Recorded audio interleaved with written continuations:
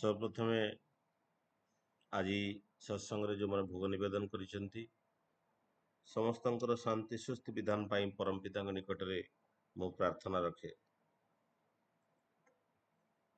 आउ आमर सुशांत सुंदर भाव सत्संग परिचालना करते तथा टीम आराधनार संस्था आयोजक मंडली सर्वशास्त्री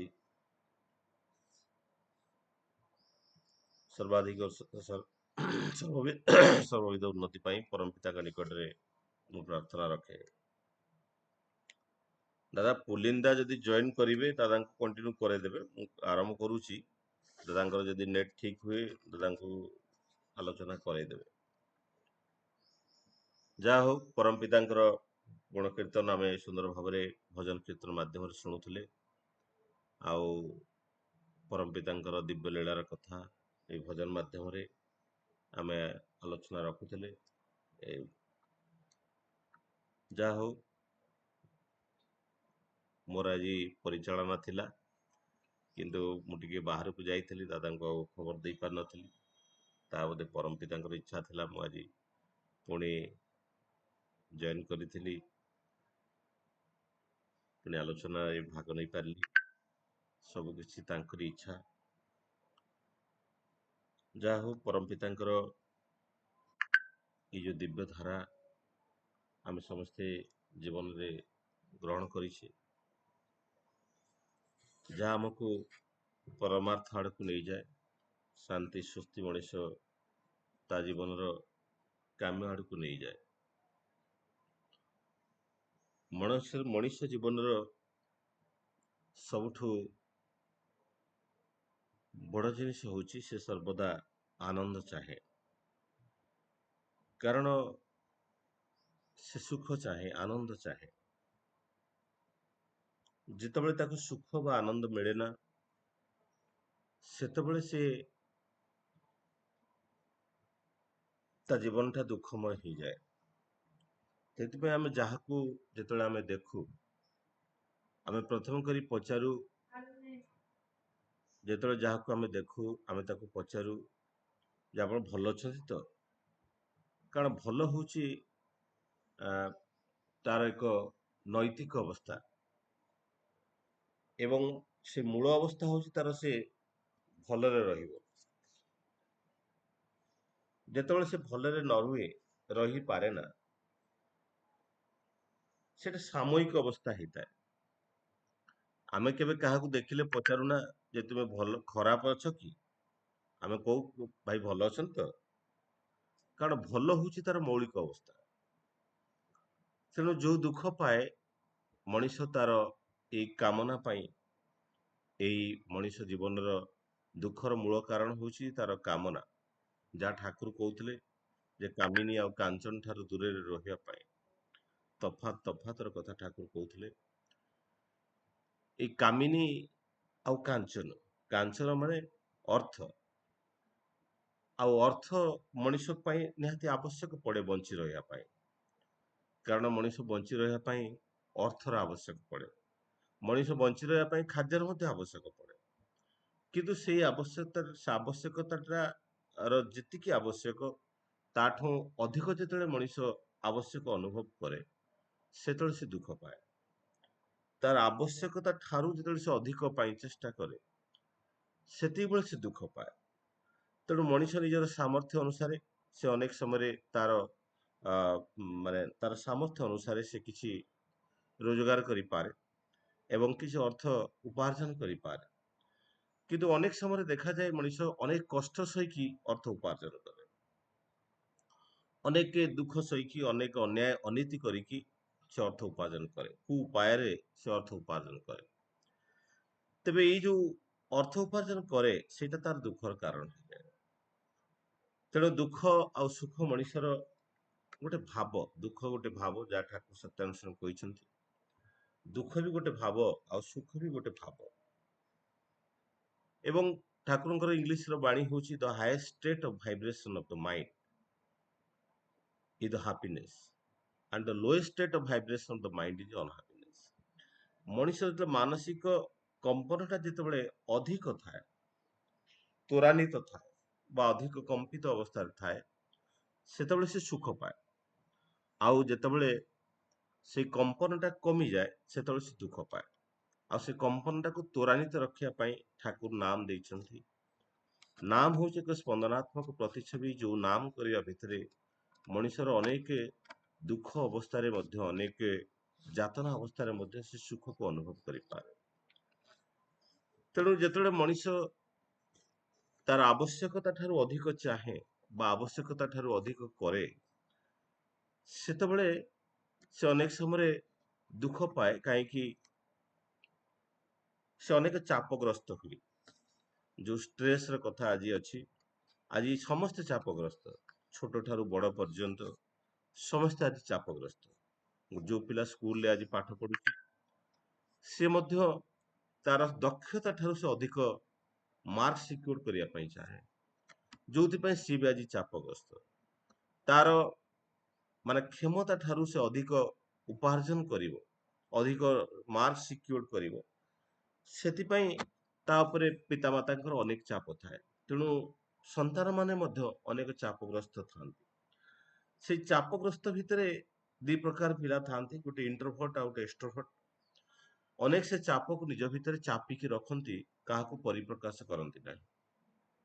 ଆଉ ଅନେକ ସେ ଚାପକୁ ପରିପ୍ରକାଶ କରନ୍ତି, କେଇ ଜଣ କାନ୍ଦି ପକାନ୍ତି, କେହି ଅଛନ୍ତି ବହୁତ ବିସ୍ତୀର୍ଣ୍ଣ ମାନେ ବିଦୀର୍ଣ୍ଣ ଦେଖାଯାଆନ୍ତି। ତେଣୁ ସେମାନେ ଏକ୍ସପ୍ରେସ କରନ୍ତି ଏକ୍ସଟର୍ନାଲି, କିନ୍ତୁ କିଛି ଅଛନ୍ତି ଅନେକ ଚାପରେ ଥିଲେ ମଧ୍ୟ ସେ ତାର ପରିପ୍ରକାଶ କରନ୍ତିନି।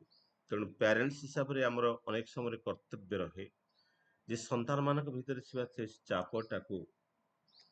ଚାପଟାକୁ ଅନୁଭବ କରିପାରିବା, ବୁଝିପାରିବା। ପିଲାମାନଙ୍କ ସହିତ ଯଦି ସମୟ ନ ବିତା ଯାଏ, ତେଣୁ ତାଙ୍କ ଭିତରେ ଥିବା ସେ ବେଦନା, ତାଙ୍କ ଭିତରେ ଥିବା ସେ ଚାପଟାକୁ ଆମେ ଜାଣିପାରୁନା।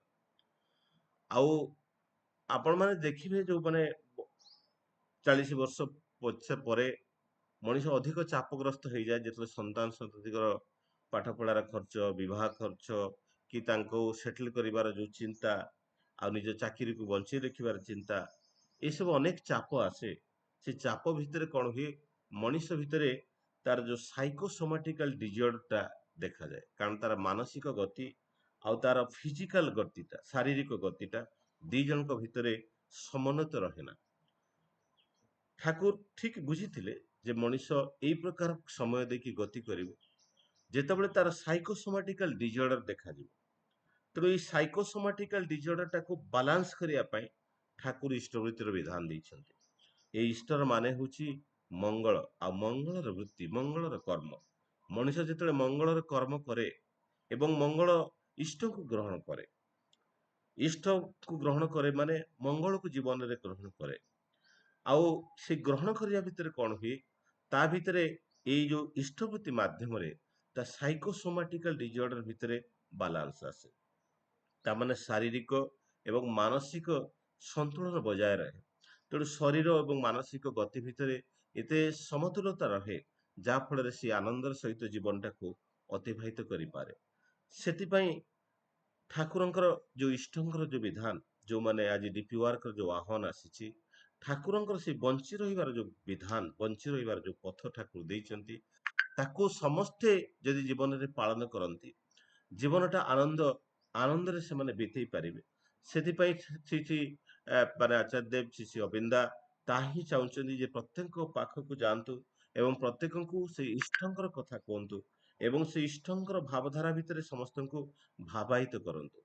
ମଣିଷ ଯେତେବେଳେ ଇଷ୍ଟ ବା ମଙ୍ଗଳକୁ ଜୀବନରେ ଧାରଣ କରେ, ତା ଜୀବନରେ ଅନେକ ଶାନ୍ତି ସୁସ୍ଥି ତା ଭିତରେ ଭରି ଆସେ।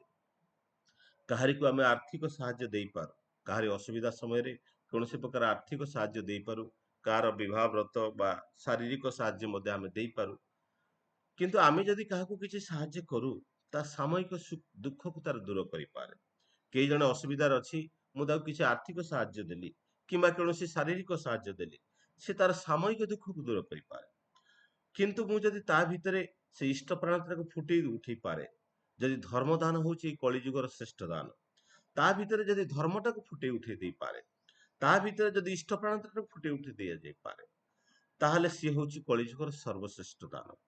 ଏଇ ଯୋଉ ଡିପି ୱାର୍କରେ ଆପଣ ମାନେ ଯାଉଛନ୍ତି ବା ଯାଉଛନ୍ତି ଯୋଉମାନେ ଡିପି ୱାର୍କରେ ଅନେକ ଆଉ ଅନ୍ୟମାନଙ୍କୁ ଅଧିକ୍ଷିତଙ୍କୁ ଯଦି ଦୀକ୍ଷିତ କରାଯାଉଛି, ଇଏ ହଉଛି ଏକ ସର୍ବଶ୍ରେଷ୍ଠ ଦାନ। ଇଏ ହଉଛି ଏକ ସର୍ବଶ୍ରେଷ୍ଠ ଦାନ, ଇଏ ହଉଛି ଧର୍ମ ଦାନ। ଏଇ ଦାନ ଭିତରେ କଣ ହୁଏ? ଏଇ ଦାନ କରିବା ଭିତରେ ଆମର ମଙ୍ଗଳ ତ ହୁଏ, ଏବଂ ଯାହାକୁ ଆମେ ଦାନ କରୁ ତା ଜୀବନରେ ଯଦି ଇଷ୍ଟ ପ୍ରାଣତା ଫୁଟି ଉଠେ, ତା ଜୀବନ ଭିତରେ ଯଦି ସେଇ ଇଷ୍ଟଙ୍କୁ ଭଲ ପାଇବାର ଦକ୍ଷତା ଫୁଟି ଉଠେ, ଏବଂ ତା ଜୀବନ ଭିତରେ ଯଦି ଧର୍ମଟା ଫୁଟି ଉଠେ, ସେ ତା ଜୀବନର ସମସ୍ତ ଦୁଃଖର ପାଚେରୀକୁ ସେ ଅତିକ୍ରମ କରିବାର ସକ୍ଷମତା ତା ପାଖରେ ଭରି ଆସେ।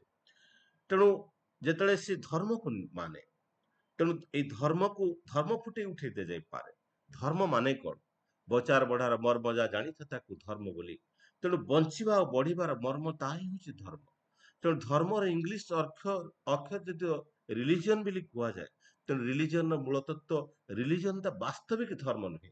ତେଣୁ ରିଲିଜିଅନ ରୁଲରୁ ଆସିଛି, ଏଇ ନିୟମ, ଏଇ ଯୋଉ ନିୟମକୁ ମଣିଷ ପାଳନ କରି ସୁନ୍ଦର ଭାବେ ତା ଜୀବନକୁ ଅତିବାହିତ କରିପାରେ। ଲୋକଟା 8ଟା ବେଳେ ଉଠୁଛି, କର୍ମ ଚାକିରି କରିବାକୁ ଯାଉଛି, କି କିଛି କର୍ମ କରିବା ପାଇଁ, କିଛି କାମ କରିବା ପାଇଁ କାମ ପାଏ ନା। କାରଣ ସେ ପ୍ରସ୍ତୁତ ହେଇ ଗଲା ବେଳକୁ ତାକୁ କିଛି କାମ ମିଳେ ନା। ତେଣୁ ସେତେବେଳେ କଣ ହୁଏ? ସେ ଜୀବନରେ ଦୁଃଖ ପାଏ। ଯଦି ସେ ଧର୍ମକୁ ନିଭାଏ, ଠାକୁରଙ୍କର ବିଧାନକୁ ଯଦି ଚାଲି ଆସେ, ସକାଳୁ ଉଠିକି ଯଦି ପ୍ରାର୍ଥନା କରେ, ଏବଂ ତାପରେ ସେ କର୍ମତପ୍ତ ହେଇ ଜୀବନକୁ ଅତିବାହିତ କରେ, ତା ଜୀବନରେ ଆଉ କର୍ମ ନିପୁଣତା ହିଁ ବଢିଯାଏ। ଏଇ ନାମ କରିବା ଭିତରେ ତା ଭିତରେ ଯୋଉ କମ୍ପନଟା, ଏ ଶାରୀରିକ କମ୍ପନ ଏବଂ ମାନସିକ କମ୍ପନ, ସେଇ କମ୍ପନକୁ ଏତେ ତ୍ୱରାନ୍ୱିତ କରେ, ତା ଭିତରେ କର୍ମ ପ୍ରବଣତାକୁ ଭରିଦିଏ। ତେଣୁ ଏଇ କର୍ମ ପ୍ରବଣତା ଭରିଦିଏ। ମଣିଷ ଯେତେବେଳେ ଦୀକ୍ଷା ନିଏ, ତା ଭିତରେ ଦକ୍ଷତା ବୃଦ୍ଧି ହୁଏ। ତେଣୁ ଦୀକ୍ଷା ଦକ୍ଷତାକୁ ବୃଦ୍ଧି କରାଏ। ଦୀକ୍ଷା ଦକ୍ଷତାକୁ ଏଇଥିପାଇଁ ବୃଦ୍ଧି କରାଏ, କାରଣ ତା ଜୀବନରେ ଧର୍ମଟା ଫୁଟି ଉଠେ। ଏଇ ଜୀବନର ଦିନଚର୍ଯ୍ୟାଟା ପରିବର୍ତ୍ତନ ହୁଏ, ଖାଦ୍ୟର ସନ୍ତୁଳନତା ଆସେ, ଏବଂ ନାମ ଧ୍ୟାନ କରିବା ଭିତରେ ଜୀବନର ବଞ୍ଚିବାର ମୂଳ ତତ୍ତ୍ୱଟାକୁ ସେ ବୁଝିପାରେ। ତେଣୁ ଆମେ ଜୀବନଟା ବଞ୍ଚିଛେ କଣ ପାଇଁ? ଆମ ଜୀବନର ମୂଲ୍ୟବୋଧ କଣ? ଆମେ ଜୀବନର ମୂଳ ତତ୍ତ୍ୱଟା କଣ? ଏଇ ସମସ୍ତ ତତ୍ତ୍ୱକୁ ଆମେ ଯଦି ଦେଖୁ, ଏଇ ସମସ୍ତ ତତ୍ତ୍ୱ, ଏଇ ମୂଳ ତତ୍ତ୍ୱ, ବଞ୍ଚିବା ବଢିବାର ଯୋଉ ମୂଳ ତତ୍ତ୍ୱଟାକୁ ଆମେ ଯେତେବେଳେ ବୁଝିପାରୁ, ଜୀବନର ମାନେଟାକୁ ଆମେ ବୁଝିପାରୁ, ଏବଂ ଜୀବନର ମାନେଟାକୁ ଯେତେବେଳେ ଆମେ ବୁଝିପାରୁ, ଜୀବନଟା ବଞ୍ଚିବାଟା ଆମ ପାଇଁ ସହଜ ହେଇ ଉଠେ। ତେଣୁ ଆମେ ସବୁବେଳେ କଣ କରୁ? ଜୀବନରେ ଦୁଃଖ ମୂଳ କାରଣ ହଉଛି, ଠାକୁର ଯାହା କହୁଥିଲେ, ତୁମେ କିଛି ଚାହଁ ନା। ଆମେ କିଛି ଚାହିଁବା କଥା ନୁହେଁ, ଆମେ ଅନେକ କିଛି ଆଶା କରୁ। ଆମେ ଅନେକ କିଛି ଆଶା କରୁ, ଯୋଉଥିପାଇଁ ଦୁଃଖ ପାଉ। ଯାହା ବୁଦ୍ଧଦେବଙ୍କୁ ସେଦିନ ପଚାରି ଦେଇଥିଲା, ଆଇ ୱାଣ୍ଟ ପିସ୍। ବୁଦ୍ଧଦେବ କହିଲେ, ଆଇଟାକୁ ରିମୁଭ କରିଦିଲ, ତାହା ହଉଛି ଅହଙ୍କାର, ଆଉ ୱାନ୍ଟା ହଉଛି ଡିଜାୟାର। ଏଇ ଡିଜାୟାରଟାକୁ ମଣିଷକୁ ଯେତେବେଳେ ହଟେଇ ଦିଏ, ସେତେବେଳେ ସେ ଆନନ୍ଦ ହିଁ ବଞ୍ଚି ରହେ, ଏବଂ ପିସ୍ ହିଁ ମିଳେ, ଆନନ୍ଦ ହିଁ ମିଳେ। ତେଣୁ ମଣିଷ ଭିତରେ ଏଇ ଯୋଉ ଡିଜାୟାର ଥାଏ, ଏଇ ଡିଜାୟାରଟା ମଣିଷକୁ ଦୁଃଖ ଆଡକୁ ନେଇଯାଏ। ଏବଂ ଏଇ ଡିଜାୟାରଟା, ମଣିଷର 3 ପ୍ରକାର ଡିଜାୟାର ଥାଏ। Desire for the food, and desire for the comfortness ବା physical pleasure, and desire for to be different from the other. ଆମେ ସବୁବେଳେ ଖାଦ୍ୟ ଖାଇବାକୁ ଚାହୁଁ। ସକାଳୁ ଉଠିଲେ କଣ ଖାଇବୁ ତା ପାଇଁ ଚିନ୍ତା କରୁ। ସେଇ ଡିଜାୟାର ଥାଏ, ସେଇ ଇଚ୍ଛା ଥାଏ। ଏବଂ ଆମେ ଅନେକ ସମୟରେ ଖାଇବାଟା ଆମ ଶରୀରକୁ ବଞ୍ଚେଇ ରଖିବା ପାଇଁ, କିନ୍ତୁ ଆମେ ଖାଇବା ପାଇଁ ବଞ୍ଚିକି ରହନ୍ତି ଅନେକ ଲୋକ। ଭଲ ଖାଇବୁ, ଏଇଟା ଖାଇବୁନୁ, ସେଇଟା ଖାଇବୁ। ତେଣୁ ଖାଦ୍ୟଟା ନିଜ ଶରୀର ପାଇଁ ନୁହେଁ, ଏ ଶରୀରକୁ ବଞ୍ଚେଇ ରଖିବା ପାଇଁ ନୁହେଁ। ଆମେ ଯେତେବେଳେ ଖାଦ୍ୟ ଖାଉ, your food is your medicine. ଆମେ ଯାହା ଯାହା କୁହାଯାଇଛି, our food is your medicine, otherwise the medicine will be our food. ଆମେ ଯାହା ଖାଉଛୁ ତାର ମେଡିସିନାଲ ଭ୍ୟାଲ୍ୟୁ ରହିଥିବା କଥା, ତାର ପୁଷ୍ଟି ତତ୍ତ୍ୱ ରହିଥିବା କଥା, ଏବଂ ତାର ଶରୀର ତତ୍ତ୍ୱ ଉପରେ ତାର ପ୍ରଭାବ ରହିଥିବା କଥା। ଯାହା ଆମେ ଆଜି ଯୋଉ ଆଡଲ୍ଟରେଟେଡ ଫୁଡ ମିଳୁଛି, ଯୋଉ ପ୍ୟାକେଟ ଫୁଡ ମିଳୁଛି, ଏବଂ ଯାହା କୋଲ୍ଡ ଡ୍ରିଙ୍କସ ଯାହା ଆମେ ଖାଉଛୁ, ସେ ସବୁ ଶରୀର ପାଇଁ ସତରେ କଣ ଆବଶ୍ୟକ ପଡେ? କିନ୍ତୁ ଆମର ପାଟିର ଲାଳସା, ଆମର ମାନସିକ ଇଚ୍ଛା ପାଇଁ ଆମେ ତାକୁ ଖାଉ। ମାଛ, ମାଂସ, ମାଦକ ଦ୍ରବ୍ୟ ଯାହା କିଛି ଖାଉ, ଯାହାକୁ ଠାକୁର ବାରଣ କରି ଯାଇଛନ୍ତି, ତାକୁ ଆମେ ସେଇଥିପାଇଁ ଖାଉ, କାରଣ ଆମର ମାନସିକ, ଆମ ଶାରୀର ପାଇଁ ଯେତିକି ଆବଶ୍ୟକ ନୁହେଁ, ଆମ ମନ ପାଇଁ ସେତିକି ଆବଶ୍ୟକ। ମନ ସେପଟରେ ତାକୁ ଚିନ୍ତା କରୁ, ଏଇ ଖାଦ୍ୟଟା ଖାଇଲେ ଆମ ପାଟିକୁ ଟେଷ୍ଟ ଲାଗେ। ଆମ ଟେଷ୍ଟ ବୋର୍ଡ ଗୁଡାକ ସେଇଗୁଡାକୁ ସବୁ ଠିକ ଭାବରେ ବୁଝିପାରେ, ଏବଂ ଆମ ପାଟିକୁ ଟେଷ୍ଟ ଲାଗେ। କିନ୍ତୁ ସେ ଶରୀର ପାଇଁ କେତେ ଆବଶ୍ୟକତା, ତାକୁ ଆମେ ବୁଝୁନା। ଜଣେ ଚାହିଁଲେ କେବେ ସୁସ୍ଥ ହିଁ ନେଇପାରେ ନା, କାରଣ ସେ ଆଇଁଷ ଛାଡି ପାରେ ନା, ପାଟିର ଲାଳସାକୁ ସେ ବୁଝିପାରେ ନା। ଅନେକ ବାହାନା ଦିଏ, ମୋ ସ୍ତ୍ରୀ ବା ଛାଡି ପାରୁନି, ମୋ ମା ବା ଛାଡୁନାହାନ୍ତି, ପିଲାମାନଙ୍କର ସ୍ୱାସ୍ଥ୍ୟ ଖରାପ ହେଇଯିବ, ଅନେକ କିଛି ବାହାନା କରେ। କିନ୍ତୁ ମୂଳ ତତ୍ତ୍ୱ ହଉଛି, ସେ ଇଷ୍ଟଙ୍କୁ ଭଲ ପାଏ ନା। ତେଣୁ ଯେତେବେଳେ ନାଟ ମଣ୍ଡପରେ ଯେତେବେଳେ ଆଲୋଚନା ଚାଲିଥିଲା, ବଡ଼ଦାସ ସେଦିନ ବସିକି ଆଲୋଚନା କରୁଥିଲେ। ଅନେକ ଭକ୍ତ ଅନେକ କଥା କହୁଥାନ୍ତି ମାଛ ମାଂସ ଉପରେ। ମାଛ ମାଂସ ଖାଇଲେ କଣ ହୁଏ, କଣ ନ ହୁଏ, ତାର ବିଜ୍ଞାନ ତତ୍ତ୍ୱ ଅନେକ କିଛି ଆଲୋଚନା ଚାଲୁଥାଏ। କିନ୍ତୁ ବଡ଼ଦାସ ଶେଷକୁ କହିଲେ, ମୁଁ ଏତିକି ବୁଝେ, ମୋ ଠାକୁର ପସନ୍ଦ କରନ୍ତିନି, ମୋ ଠାକୁର ଭଲ ଲାଗେନି, ମୋ ଠାକୁର ଭଲ ପାଆନ୍ତିନି, ସେଥିପାଇଁ ମୁଁ ଖାଏନି। ଦେଖନ୍ତୁ, ଆମେମାନେ ଅନେକ ଦୀକ୍ଷା ନେଇଛେ, ଅନେକ ଇଷ୍ଟ କର୍ମ କରୁଛେ, ଅନେକ କାମ କରୁଛେ, କିନ୍ତୁ ସୁସ୍ଥ ନେଇପାରୁନେ। ତାର ମୂଳ କାରଣ ହଉଛି ଆମେ ଇଷ୍ଟଙ୍କୁ ନିବିଡ଼ ଭାବରେ ଭଲ ପାଇପାରିଲେ। ଆମର ଯୋଉ ପ୍ରବୃତ୍ତି, ଆମର ଯୋଉ ଲାଳସା, ଆମର ଯୋଉ ଆସକ୍ତି, ଆମର ଯୋଉ ଡିଜାୟାର, ଏ ଡିଜାୟାରଟା ଆମକୁ ଛାଡୁନି। ଆମେ ଏଇ ପ୍ରବୃତ୍ତି ଯୋଉ ତିନି ପ୍ରକାର ଥାଏ, ଯୋଉ ମାନେ ଇଷ୍ଟଙ୍କୁ ଭଲ ପାଇବାର ଯୋଉ ତିନିଟା ବିଧାନ ଥାଏ, ଆମେ ପ୍ରବୃତ୍ତି ମୁଖୀ ହେଇକି ଚାଲୁ। ଆମ ପ୍ରବୃତ୍ତିଟା ଆମକୁ ବାନ୍ଧିକି ରଖେ। ଆମେ ପ୍ରବୃତ୍ତିରୁ କେବେ ନିବୃତ୍ତି ଆଡକୁ ଯାଇପାରୁନା। ଯେତେବେଳେ ପର୍ଯ୍ୟନ୍ତ ଆମେ ନିବୃତ୍ତି ଆଡକୁ ଯାଇପାରିନୁ, ସେ ପର୍ଯ୍ୟନ୍ତ ଆମେ ଇଷ୍ଟଙ୍କ ପଥରେ ଯାଇପାରିବାନି। ଏବଂ ଇଷ୍ଟଙ୍କର ଇଷ୍ଟ ମାନେ ଯୋଉ ମଙ୍ଗଳଙ୍କ ପଥରେ ଆମେ କେବେ ଯାଇପାରିବାନି। ତେଣୁ ସେଇଠି କଥା ଉଠେ, ଆମେ କିଛି ଠାକୁର କହୁଥିଲେ ତୁମେ କିଛି ଚାହ ନା, ଆମେ କିଛି ଚାହୁଁନା, ଦୁଃଖ କଣ କରିବ? କିନ୍ତୁ ଆମେ ଅନେକ କିଛି ଚାହିଁ ବସି ଆମେ ଦୁଃଖ ପାଉ, ଅନେକ କିଛି ଚାହିଁ ବସୁ। ଆମେ ଅନେକ ସମୟରେ ଠାକୁରଙ୍କର ଯୋଉ ମାନେ ସତ୍ୟାନୁସାରେ କଥା ଅଛି ଯେ ତୁମର ଇଚ୍ଛା ହିଁ ମଙ୍ଗଳ, ଆମେ ପରମ ପିତାଙ୍କୁ ପ୍ରାର୍ଥନା କରି ପ୍ରଣାମ କରି କହୁ, ହେ ପ୍ରଭୁ ତୁମର ଇଚ୍ଛା ହିଁ ମଙ୍ଗଳ। କିନ୍ତୁ ପ୍ରଭୁଙ୍କର ଇଚ୍ଛାକୁ ନିଜ ଭିତରେ ଧରି ରଖିବାର ପାଇଁ ଆମ ଭିତରେ ଜାଗା ନଥାଏ। ଆମ ଭିତରେ ଏତେ ଇଚ୍ଛା, ଏ ଅସୁମାରୀ ଇଚ୍ଛା ଆମ ଭିତରେ ଏତେ ଥାଏ। ମୋର ପୁଅର ପାଠ ପଢାର କେତେ ଭଲ ପାସ୍ କରିବ, କେତେ ମେଡିକାଲ ପାଇବ, ଏବଂ ଇଞ୍ଜିନିୟରିଂ ପାଇବ, IIT ପାଇବ, ଚାକିରି କରିବ, ବାହାସାହା ହବ, ତା ପାଇଁ ଝିଅ ପାଇଁ ବାହାଘର ଖୋଜିବି, ଘର ତିଆରି କରିବି, କାର କିଣିବି, ଏସି କରିବି, ଏସି କିଣିବି, ମୋଟର ସାଇକେଲ ଚଲେଇ କିଣିବି। ଅନେକ ଇଚ୍ଛା, ଅସୁମାରୀ ଇଚ୍ଛା ମୋ ଭିତରେ ଉଙ୍କି ମାରେ। ଏଇ ଇଚ୍ଛାର ତରଙ୍ଗ ମୋ ଭିତରେ ଏତେ ତରଙ୍ଗାୟିତ ଅବସ୍ଥାରେ ଥାଏ, ଈଶ୍ୱରଙ୍କ ଇଚ୍ଛାକୁ ମୋ ଭିତରେ ଧରି ରଖିବା ପାଇଁ ଜାଗା ନଥାଏ। ମୁଁ ଯେତେବେଳେ କହେ, ହେ ଈଶ୍ୱର, ହେ ଭଗବାନ, ହେ ପ୍ରଭୁ, ତୁମର ଇଚ୍ଛା ହିଁ ମଙ୍ଗଳ, ତୁମର ଇଚ୍ଛା ହିଁ ମୋ ଭିତରେ ପୂର୍ଣ୍ଣ ହଉ, କିନ୍ତୁ ତାଙ୍କ ଇଚ୍ଛାକୁ ମୋ ଭିତରେ ଧରି ରଖିବା ପାଇଁ ଜାଗା ନଥାଏ। ତ ତାଙ୍କର ଇଚ୍ଛାକୁ ମୋ ଭିତରେ ଧରି ରଖିବା ପାଇଁ ଜାଗା ନଥାଏ। ତେଣୁ ଯେତେବେଳେ ମଙ୍ଗଳଙ୍କର ଇଚ୍ଛା, ମଙ୍ଗଳମୟଙ୍କର ଭାବ ଯେତେବେଳେ ମୋ ଭିତରେ ଧରି ରଖିବାର ଜାଗା ନଥାଏ, ମୁଁ ଆଉ କଣ ଦୁଃଖ ପାଏ? ମୁଁ କଣ ଆଉ କୋଉ ସୁଖ ପାଇପାରେ? କାରଣ ମଙ୍ଗଳ ମୋ ଭିତରେ ପ୍ରବେଶ କରିପାରନ୍ତିନି। ସେ ମଙ୍ଗଳମୟଙ୍କର ଇଚ୍ଛା ମୋ ଭିତରେ ପରିପ୍ରକାଶ କରି ହେଇପାରେ ନା। ଯାହା ଫଳରେ ମୁଁ କେବଳ ମଙ୍ଗଳଙ୍କର ଇଚ୍ଛା ମୋ ଭିତରେ, ମଙ୍ଗଳମୟ ଜୀବନଟା ହେଇପାରେ ନା, ଦୁଃଖମୟ ହେଇ ଉଠେ। କାରଣ ମୋ ଭିତରେ ସେ ଅସୁମାରୀ ଇଚ୍ଛା, the desire for the food, desire for the physical pleasure, and desire to be different from other.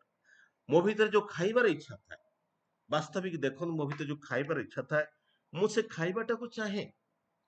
ଏବଂ ଯେତେବେଳେ ଖାଇବାଟା ମିଳିଯାଏ, ସାମୟିକ ସମୟ ପାଇଁ ମୋର ଇଚ୍ଛାର ତୃପ୍ତି ଲାଭ କରେ। ତାପରେ ପୁଣି ଯେତେବେଳେ ଭୋକ ଲାଗେ, ମୁଁ ପୁଣି ଇଚ୍ଛା କରେ। ଅଦରୱାଇଜ ଖାଇସାରିଲା ପରେ ମୋର ଆଉ ଇଚ୍ଛା ରହେ ନା। Desire for the physical pleasure, ମୋ ଶାରୀରିକ ସୁଖ ପାଇଁ ଇଚ୍ଛା ଥାଏ। ମୁଁ ଏଇଟାକୁ ଏସି କିଣିବି, ମୁଁ ଗୋଟେ ଟିଭି କିଣିବି, ମୁଁ ଗୋଟେ ଭ୍ୟାନ ଚଲେଇବି, ମୁଁ ଗୋଟେ ଭଲ ଘର ତିଆରି କରିବି। ଇଏ ହଉଛି ଏକ ସାମୟିକ ଇଚ୍ଛା। ସେଇ ଇଚ୍ଛା ପୂର୍ତ୍ତି ପାଇଁ ମୁଁ ଚେଷ୍ଟା କରେ, ଏବଂ ଇଚ୍ଛା ପୂର୍ଣ୍ଣ ହେଲେ ମୋର ସାମୟିକ ସମୟ ପାଇଁ ସେଇ ଇଚ୍ଛାଟା ପୂର୍ଣ୍ଣ ହେଇପାରେ। ତାପରେ ଆଉ ଗୋଟେ ଇଚ୍ଛା ପୁଣି ଉଙ୍କି ମାରେ। ଏଇ ଇଚ୍ଛା ମଣିଷକୁ, ସେ ଇଚ୍ଛାକୁ ଛାଡିକି ମଧ୍ୟ ବଞ୍ଚି ପାରେ ନା। ଇଚ୍ଛା ଅଛି ବୋଲି ମଣିଷ ଭିତରେ ଉର୍ଜା ଅଛି, ବଞ୍ଚି ରହିବାର ଶକ୍ତି ଅଛି। ଇଚ୍ଛା ନଥିଲେ ମଣିଷ ବଞ୍ଚି ପାରେ ନା। ଶେଷ ପର୍ଯ୍ୟନ୍ତ ସେ ଇଚ୍ଛା ହିଁ ଦରକାର। ତେଣୁ ଆମ ଭିତରେ ଆମେ ଆଜି ଯୋଉ ଅବସ୍ଥାରେ ଅଛୁ, that is our manifestation of our mind. ମୋ ମାନସ ପଟରେ ମୁଁ ଯାହା ଚିନ୍ତା କରେ, ମୁଁ ସେଇଭଳିଆ ମଣିଷ ତିଆରି ହେଇ ଉଠେ। ମୁଁ ଆଜି ଯୋଉ ଅବସ୍ଥାରେ ଅଛି, ମୁଁ ସୁଖ ପାଏ କି ଦୁଃଖ ପାଏ, କି ଯୋଉ ଅବସ୍ଥାରେ ଅଛି, ତାର ମୂଳ କାରଣ ହଉଛି ମୁଁ ସେମିତି ହବା ପାଇଁ ସର୍ବଦା ଇଚ୍ଛା କରେ। ମୁଁ ସେମିତି ହେଇ ଉଠିଛି, ମୁଁ ସେମିତି ହେଇ ଉଠିଛି ଯେମିତି ମୁଁ ଇଚ୍ଛା କରିଛି। The man what it is standing here, it is the manifestation of his mind. ମୋ ମନ ଭିତରେ ତାହା ହିଁ ସ୍ଥିର କରି ନେଇଛି, ମୁଁ ଏଇଭଳି ହେବି। ଏବଂ ତାରି ମାନେ ପ୍ରକାରାନ୍ତରେ ସେଇଭଳି ହେଇ ଉଠିଛି, ମୁଁ ସେଇଭଳି ମଣିଷ ତିଆରି ହେଇ ଉଠିଛି। ତେଣୁ ଏଇଭଳି ଇଚ୍ଛାକୁ ନେଇକି ମଣିଷ ରହେ। ତେଣୁ ଏଇ ଇଚ୍ଛାଟାକୁ ସମାହିତ ହୁଏ। କିନ୍ତୁ ମଣିଷର ଯୋଉ ତୃତୀୟ ଇଚ୍ଛା ଥାଏ, ଯେ to be different from the other. ସର୍ବଦା ଆପଣ ମାନଙ୍କର କଥାରେ ସବୁବେଳେ ନିରଖି କରି ଟିକେ ଚିନ୍ତା କରନ୍ତୁ, ଆମେ ମାନେ କି କଥା ହଉ, ଆମେ କଣ କହୁ? ମୋର ବନ୍ଧୁକୁ ଦେଖିଲେ, ମୋର ସାଙ୍ଗସାଥିକୁ ଦେଖିଲେ, ମୁଁ ଯୋଉଠି କଥା ହୁଏ, ମୁଁ କଣ କହେ? ମୁଁ ସବୁବେଳେ ସେଇ କଥା କୁହେ, ନିଜକୁ, ନିଜର ଶ୍ରେଷ୍ଠତାକୁ ପ୍ରତିପାଦନ କରିବା ପାଇଁ। ମୁଁ ଯେ ଗୋଟେ ବଡ ମଣିଷ, ମୁଁ ଯେ ଭଲ ବକ୍ତା, ମୁଁ ଯେ ଭଲ ସଙ୍ଗୀତଜ୍ଞ, ମୁଁ ଯେ ଭଲ ପଇସାର ଅଛି ମୋ ପାଖରେ, ମୋର ଏତେ ବଡ ପ୍ରପର୍ଟି ଅଛି, ମୋ ଏତେ ବିଲ୍ଡିଂ ଅଛି, ମୁଁ ସେଇ କଥା କହିବାକୁ ଚାହେଁ। ମୁଁ ସେଇ କଥାର ପରିପ୍ରକାଶ କରିବା ପାଇଁ ଚାହେଁ। କାରଣ ମୁଁ ତାରି ଭିତରେ କଣ କରେ? ତାରି ଭିତରେ ମୋର ସେ ଅହଙ୍କାରଟାକୁ ମୁଁ ପ୍ରତିପାଦିତ କରିବା ପାଇଁ ଚାହେଁ। ଅନ୍ୟମାନଙ୍କ ଠାରୁ ନିଜକୁ ବଢେଇ ହେଇକି ଦେଖେଇବା ପାଇଁ ଇଚ୍ଛା କରେ। ଏଇ ଅହଙ୍କାର ହିଁ ମଣିଷକୁ ଦୁଃଖ ଦିଏ। ଏଇ ଅହଙ୍କାର ହିଁ ମଣିଷକୁ ହିଂସା ଆଡକୁ ନେଇଯାଏ। ଠାକୁର ସତ୍ୟାନୁଷ୍ଠାନରେ ବାର ବାର ଅହଙ୍କାର ଉପରେ କହିଛନ୍ତି। ଏ ଅହଙ୍କାର କେବଳ ସେତିକିବେଳେ ପତଳା ହୁଏ, ମଣିଷ ଯେତେବେଳେ ଇଷ୍ଟଙ୍କର ସାନିଧ୍ୟ ଲାଭ କରେ। ଏଇ ଇଷ୍ଟଙ୍କ ଇଷ୍ଟଙ୍କ ଚରଣରେ ନିଜ ଜୀବନକୁ ଯେତେବେଳେ ସମର୍ପିତ କରିଦିଏ, ଏ ସମର୍ପିତ ଜୀବନ ହିଁ ସୁଖର ଜୀବନ, ଆନନ୍ଦର ଜୀବନ। ଆମେ କିନ୍ତୁ ସମସ୍ତେ କଣ କହୁ ନା ବଦ୍ଧ କର୍ମ କରୁ। ଯାହା ଠାକୁରଙ୍କର ଭାବବାଣୀରେ କହୁଥିଲେ, ଏଇ ଦିଟା କର୍ମ, ବଦ୍ଧ କର୍ମ ଆଉ ମୁକ୍ତ କର୍ମ। ମୁଁ ସବୁବେଳେ ମୋର ମୋର ହେଇକି କହେ, ମୋ ସ୍ତ୍ରୀ, ମୋ ଘର, ମୋର ବାଡି, ମୋର ପିଲାପିଲି, ଏଇ ସମସ୍ତ କର୍ମ ଗୁଡାକ ବଦ୍ଧ କର୍ମ ମୁଁ କରେ। ଯୋଉ ବଦ୍ଧ କର୍ମ ହିଁ ମତେ ବନ୍ଧନ ଭିତରେ ରଖେ, ମୁକ୍ତିର ପଥକୁ ନେଇଯାଏ ନା। କିନ୍ତୁ ଏଇ ମୁକ୍ତ କର୍ମ, ଯୋଉ କର୍ମ କଲେ ମଣିଷ ମୁକ୍ତ ଭାବରେ କରେ, ମୁଁ ଯଦି ସବୁ କିଛି କର୍ମ ଯଦି ଇଷ୍ଟଙ୍କ ପାଇଁ ସମର୍ପିତ ହେଇକି ମୁଁ କରେ, ତେବେ ମତେ ଦୁଃଖ ଆସେ ନା। ମୁଁ ଯାହା କରେ ସବୁ କିଛି ଇଷ୍ଟଙ୍କ ପାଇଁ କରେ। ମୁଁ ଯଦି ସବୁବେଳେ ଯାହା ଆଚାର୍ଯ୍ୟଦେବ କହୁଛନ୍ତି, ମୁଁ ସବୁବେଳେ ଯଦି କହିକି ଯାଏ ଯେ ହେ ପ୍ରଭୁ ଠାକୁର, ମୁଁ ଏଇ କାମ କରିବା ପାଇଁ ଯାଉଛି, ଠାକୁର ମୁଁ ଖାଇବା ପାଇଁ ଯାଉଛି, ଠାକୁର ମୁଁ ଇଏ କରିବା ପାଇଁ ଯାଉଛି, ହয়তো ମୋ ଜୀବନରେ ଅନେକ ଠାକୁର ତ ଜାଗ୍ରତ ହେଇ ଉଠେ। ଅନେକ ସମୟରେ ମୁଁ ଖରାପ କାମ କରିବା ପାଇଁ ଗଲେ ମୁଁ ଯେତେବେଳେ ଠାକୁରଙ୍କୁ କହିପାରେ ନା ଯେ ଠାକୁର ମୁଁ ଚୋରି କରିବା ପାଇଁ ଯାଉଛି, ଠାକୁର ମୁଁ ଏ କାମ କରିବା ପାଇଁ ଯାଉଛି, ଏ କାମ କହିପାରେ ନା। ଜୀବନ ଭିତରେ, ମଣିଷ ଜୀବନରେ ସେ ଠାକୁରତ୍ଵ ବିରାଜମାନ କରନ୍ତି। ଠାକୁର ଚାହୁଁଥିଲେ ପ୍ରତ୍ୟେକ ମଣିଷ ହଉଛନ୍ତି ଗୋଟେ ଗୋଟେ କ୍ଷୁଦ୍ର ଭଗବାନ। ସମସ୍ତଙ୍କ ଭିତରେ ସେଇ ଭଗବତ ସତ୍ତା ଅଛି। ସମସ୍ତେ ଠାକୁର ହେଇ ଉଠନ୍ତୁ ଏବଂ ସମସ୍ତଙ୍କ ଭିତରେ ସେଇ ଠାକୁର ତ ଜାଗ୍ରତ ହେଇ ଉଠୁ। ଯୋଉ ହରେ କୃଷ୍ଣ ହରେ ରାମ ନିତାଇ ଗୌର ରାଧେଶ୍ୟାମ ଯୋଉ ଗାନ କରୁଛୁ, ତାର ମୂଳ ତତ୍ଵ ହଉଛି ତୁ ରାମ ହେଇଯା, ତୁ କୃଷ୍ଣ ହେଇଯା। ତାହା ହିଁ ହଉଛି ମୂଳ ତତ୍ଵ। ଆଉ ଠାକୁର ତ ଜାଗ୍ରତ କରିବା ହିଁ ତାହାର ମୂଳ ତତ୍ଵ। ଠାକୁର ହେଇଯା, ତୋ ଭିତରେ ଠାକୁର ତ ଜାଗ୍ରତ ହେଇ ଉଠୁ। ଏବଂ ଏତିକି କହି ମୋର ବକ୍ତବ୍ୟକୁ ବିରାମ ଦଉଛି। ବନ୍ଦେ ପୁରୁଷୋତ୍ତମମ୍, ବନ୍ଦେ ପୁରୁଷୋତ୍ତମମ୍, ବନ୍ଦେ ପୁରୁଷୋତ୍ତମମ୍। ଦାଦା ଜୟଗୁରୁ। ହଁ କାର୍ତ୍ତିକ ଦାସ ଜୟଗୁରୁ ଜୟଗୁରୁ। ବହୁତ ସୁନ୍ଦର ଲାଗିଲା ଆପଣଙ୍କର ଆଲୋଚନା, ଆକସ୍ମିକ ଆଲୋଚନା। ଆପଣ ଦିଥର ଡିସାଇଡିଂ କରିବା ସମୟ